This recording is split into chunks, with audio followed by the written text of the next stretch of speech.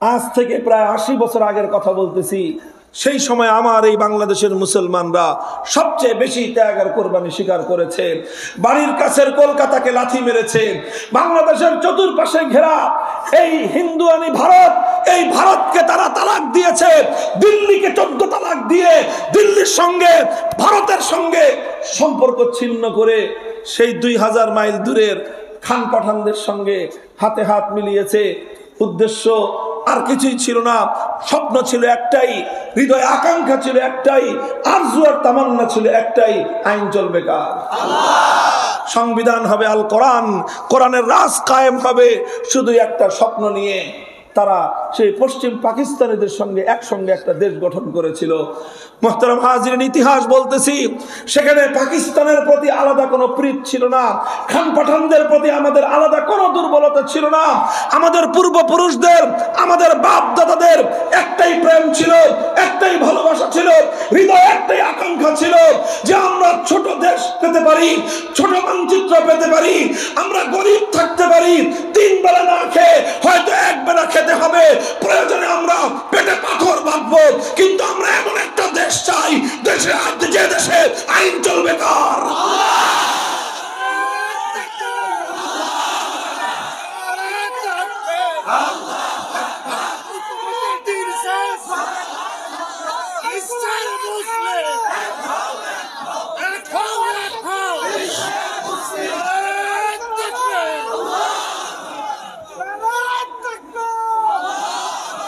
মুহতারাম হাজিরিন, এটা এক মর্মান্তিক ইতিহাস বললাম। এরপরে যেই দেশটা হলো সেই দেশটার নাম ছিল পাকিস্তান। পাকিস্তানের শাসক হলো ওই পশ্চিম পাকিস্তানি গাদ্দারের গোষ্ঠী। ওরা যখন শাসক হলো, শাসক হয়ে আর তো এখন আর আল্লাহর আইনের কথা ওরা ভুলে গেছে, এখন কোরআনী শাসনের কথা ভুলে গেছে। ক্ষমতার মসনদে বসে ওরা ক্ষমতার মজা লুটতে আরম্ভ করলো। আলেম ওলামারা বললেন, কি ব্যাপার? কথা তো ছিল আইন চলবে কার? কথা তো ছিল সংবিধান হবে আল কোরআন। আপনারা এখন কোরআনী শাসন দেন। পশ্চিম পাকিস্তানি শাসক গোষ্ঠী হুজুরদেরকে বলল যে, হুজুর, আমাদের এই রাষ্ট্রটা এখনো শিশু রাষ্ট্র, তো এই শিশু রাষ্ট্র ইসলামী শাসনের মতো ইসলামী আইন একটু কঠিন, এত কঠিন আইন এই শিশু রাষ্ট্র সহ্য করতে পারবে না। শিশু রাষ্ট্রটারে কিছুদিন ব্রিটিশ আইন খাওয়ায় দাওয়ায় একটু বড় করি, একটু বড় করলে পরে এটা ভাত ডাল খেতে সব কিছু খেতে পারবে। আচ্ছা, গেল 5 বছর।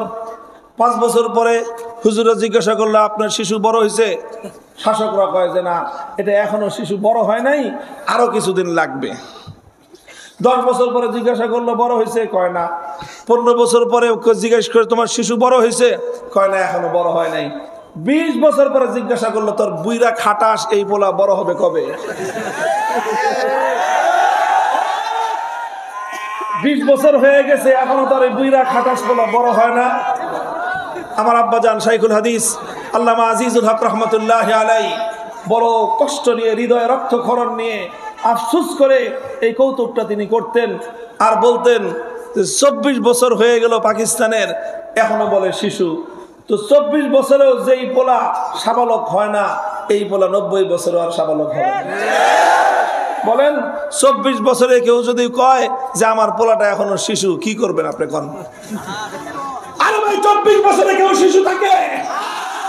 24 বছরের সন্তান তো তাগড়া যুবক হবে, আবু সাঈদের মতো। জালিমের বিরুদ্ধে, মজলুমের জন্য জালিমের বুলেটের আঘাতের সামনে বুক পেতে দিবে। 24 বছরের যুবক তো সমস্ত জুলুমকে উৎখাত করার জন্য লড়াই করবে। 24 বছরের যুবক তো অন্যায়ের উৎখাতের জন্য যুদ্ধ করবে। এই তো হলো যুবক।